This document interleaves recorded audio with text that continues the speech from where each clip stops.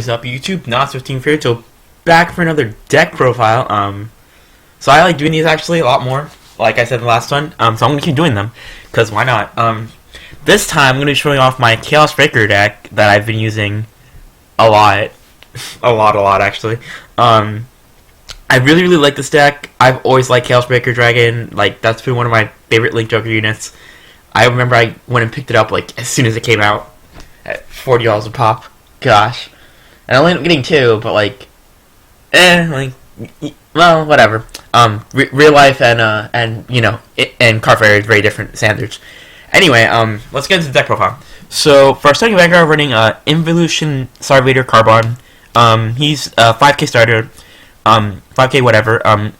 His skill is you can put him in the soul. When if your opponent has a lock card, you can get one grade 1 or lower Starvader from your deck, excluding himself, and call it to a rearguard circle. So he's like Colony Maker, but you know, it's a starter. He's pretty, and no counterblast cost. He's pretty good. Gets you whatever you need to get. Gets you mainly. You're mainly gonna go for your Limit Break enabler, so you can Limit Break as quickly as possible. So then you can just so if you don't get Chaos Breaker, and you get Chaos Bringer, you still can get Chaos Breaker as quickly as possible because you want to get Chaos Breaker as quickly as possible. They're running 4 heal because 4 heal, and then we're running 12 Starvader crit. You have to be running. You definitely should be running 4 Paradigm Shift Dragon, whatever. This card right here. The other two doesn't matter as long as they're Starvaders. This card's skill is you put it on top of your deck. If you have a Vanguard with Starvader in your team, and your opponent's a lock card, you can choose one of their rearguards in the back row and lock it. So you basically want to do this when you to lock your opponent's Vanguard booster to limit their options as much as possible, since essentially you just want to have the 2 front rows and the Vanguard booster locked as frequently as possible. Like that's the thing you want to happen. So that way, you know, they have less attacking power. For our greater arms, we're running 4 Palladium. Palladium's this guy right over here. There's like no English images of Palladium anywhere. But this one looks shiny, so whatever. Why don't we get the shiny for that matter? Anyway, his skill is when a unit's unlocked during the end phase, you can counterblast 1 and put him in soul to relock that unit. So he's really good just because like he lets you keep stuff locked. A lot of the time people when they play Chaos Breaker, and this they will like eat everything. You don't. I said this in another vid too when playing, but like you don't want to eat everything. You want to keep as many things locked as possible, so then they can't do anything. Because then if you eat everything, unless you're gonna well, at least before the strike came out, they would just call something right there, and then you know you'd have to deal with that extra attack. Unless you need attackers, and I guess it's, then that's okay. That's like a decent play, but like if you have all the attackers you need and everything, just let the unit unlock so you can just relock it. Also a cool ruling with him is you can eat the unit and then like Palladium to relock it. So you essentially just get to draw a free card. You turn him into from a card on the field into a card in your hand, essentially. And you can like keep the unit still locked. It's a really weird ruling. I don't know why they rolled it that way. They're running 4 Zinc. Zinc's skill is this card alone, like this card alone, like is what brought the deck. I feel is what really made the deck come back to shine. A lot of it, at least made the Chaos Breaker unit itself come back as like a shining unit. You can put him in soul if you have a Vanguard with Chaos in his name and your opponent has a lock card. You can counter charge 2 and soul charge 2. So basically, you soul charge 3, which Chaos Breaker uses soul, and that was always a big issue with him was. That he didn't like Link Joker didn't have like the soul engine to properly utilize him to make him as good as he could be. You just basically just have to like re-ride, and then I mean you could use Palladium, but then if you use Palladium, you use up a lot of counterblast since we didn't have we'd have a lot of ways to unflip. So this unit, this is like the MVP grade 1 of the deck. It is so useful if you already have your Limit Break enabler about. Well, it depends on your soul too, but this is so good. Then I'm running 4 Perfect RGs. You can run 4 Perfect RGs, or you can run 4 of the Starvader Perfect Guard. It's up to you. Perfect RGs lets you unflip, and I really like that unflip. Sorry, I'm not dependent on Zinc to unflip. But at the same time, if you have to ride it or you soul charge it through Zinc, you can't soul blast it for Chaos Breaker. So both are pretty viable. This is just my preference. You can both are very viable choices though. And then running 3 Charcoal. Charcoal's Limit Break Enabler. He lets you Limit Break early, so Chaos Breaker can start building up advantage as quickly as possible. Then for grade 2s, running 4 Photon. Photon, when it's placed in Vanguard Circle, you have a Starvader, your Vanguard, and your opponent's lock card, you can lock one of their cards. Photon is, without question, the best grade 2 in Starvaders. Like, it's not even, bar none, if you play Starvaders, you always run 4 Photon. It is, without question, the best one. Like, it's just so good. You use Chaos Breaker skill, you lock one front row, call Photon, lock the other one. It's too useful. They're running 4 Iron. Iron is the 11k attacker for Chaos units. So basically at grade 3, he's an 11k attacker. And his second skill is basically the same thing as Photon, but he costs the counterblast. So there's that. But he is an 11k attacker. Photon. So he can at least attack things. Like he can attack pretty much anything unboosted, since only brawlers ever use crossfire defense nowadays. So he's really good too. And they're running 2 Colony Maker. Colony Maker gets us whatever we need to get. It's a pretty good unit. When it's placed on Vanguard Circle, if you have a Link Joker Vanguard and your opponent's lock card, you can search your deck for 1 grade 1 Starvader and call it. I remember back when this unit first came out, people were comparing him to Maka, because Maka just could do it whenever, and but cost counterblast you, but Maka had to call behind her, and this is like, no, you can just call it anywhere. And them having a lock card, if you're playing this deck right, they should always have a lock card on the field. It's really not that hard to keep a card locked. And then for grade 3s, we're running 4 Chaos Bringer. Chaos Bringer is another new card that helped make this deck amazing. Chaos Bringer, he's Limit Break 4, Counterblast 1. At the beginning of your opponent's main phase, if your opponent has 2 or more locked cards, you may pay the cost. If you do, search your deck for 1 card named Chaos Breaker. Search your deck for 1 Chaos Breaker and write it as stand, and then shuffle your deck.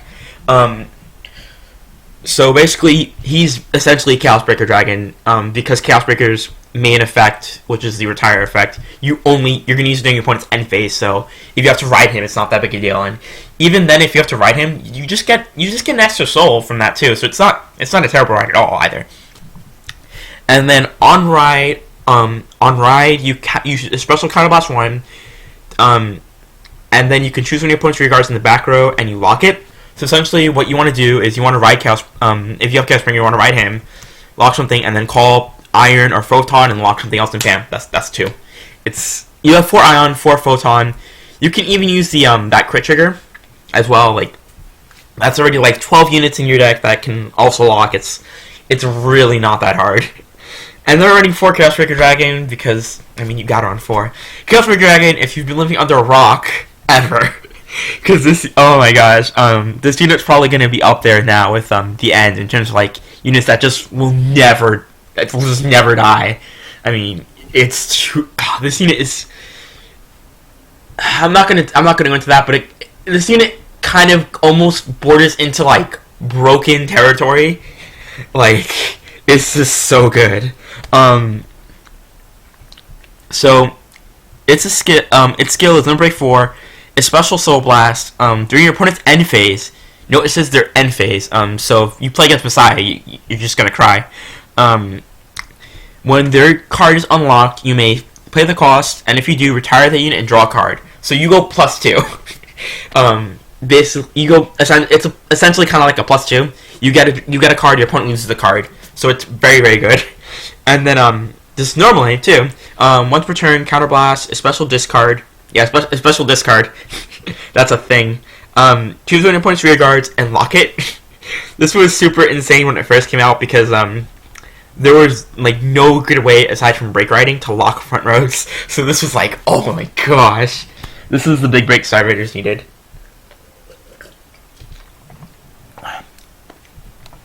And then for our G Zone, we're running 2 Amnesty Messiah. Some people run the other Messiah card. I can't think of the name. I was running it for a bit too, but it's on hit. Unlock one of your cards and then also lock an opponent's back row, which is still decently viable. It's better on hit pressure for your opponent. Like it's gonna more likely draw out their guard more. So it's definitely a good. It's definitely not terrible. But Amnesty Messiah I just run 2 of just because other Link Joker decks are a thing, so it can help unlock your units if you're up against that. So its skill is when it attacks a Vanguard, counterblast 1, to unlock any amount of cards, and then for each card you unlock, it gets 3k power, and then if you unlock 3 or more, it gets an extra crit. If you want, like if you know your opponent is on perfect guard, you can also just like if you can like make it that they have 3 lock cards, you can just stride him and just like unlock, and if they don't have a perfect guard, unlock 3 units, and then I mean yeah, they get an extra possible 5 to 10k shield, but even then I mean you can get an extra 6k power, which can push for magic numbers. So it depends if you want to use the skill. It's up there. And then 2 Big Crunch Dragon. Let's go over here. He's a counterboss 1 Persona Flip. You have 2 or more face-up cards in your G zone after that. You choose one of your opponent's rear guards, and then you Omega Lock the entire column.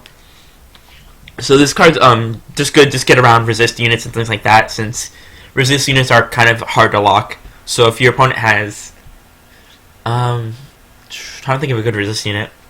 If your opponent, if you're playing like against Aquaforce and Thavas, and they have the 7k attack, the 12k attacker, counterboss 1, 12k attack, draw card, Thavas card, like something like that or whatever, you can just get around it, choose the other card, the entire column gets locked because, like, to compare it to Yu-Gi-Oh, this effect doesn't target. Like that's like the best way to put it, and resist is the equivalent of not being targeted. That's like kind of that's the best way to explain it. If you play Yu-Gi-Oh, but I'm guessing if you play Vanguard, you've probably played Yu-Gi-Oh at some point, which is kind of just because like I've never encountered. Okay, that's not true. I've encountered one Vanguard player who never played Yu-Gi-Oh. Every other Vanguard player I know has at least somewhat played it. And then we're running 4 Chaos Universe.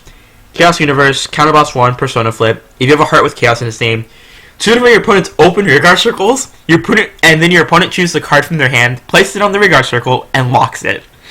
And then if you have 2 more face-up cards in your G zone afterwards, you can just lock another of your opponent's rearguards.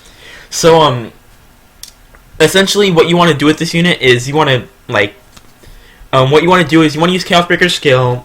If you can use Chaos Breaker's skill, leave them with 1 open rearguard circle, then go into Chaos Universe, call something to that open rearguard circle, and then you can relock the other front row. And then if you have like Photon or whatever, you can lock the Vanguard booster again. So this is actually a better way to play the deck, just because that way then they can't they don't get columns, like, and then it does, like, you're going plus off Chaos Breaker from retiring that that column or that one front row unit, and then also they're losing a card from their hand, so it's almost like it's kind of like another -1 to them. So it's almost like a -2 to them in a sense, because the card that they called Block Circle, they're not getting that card back. It is not going to happen. And then you're drawing, so it's practically a +3 almost. Some people like to run the Grade 2 version of this card, that's a Special Counterblast.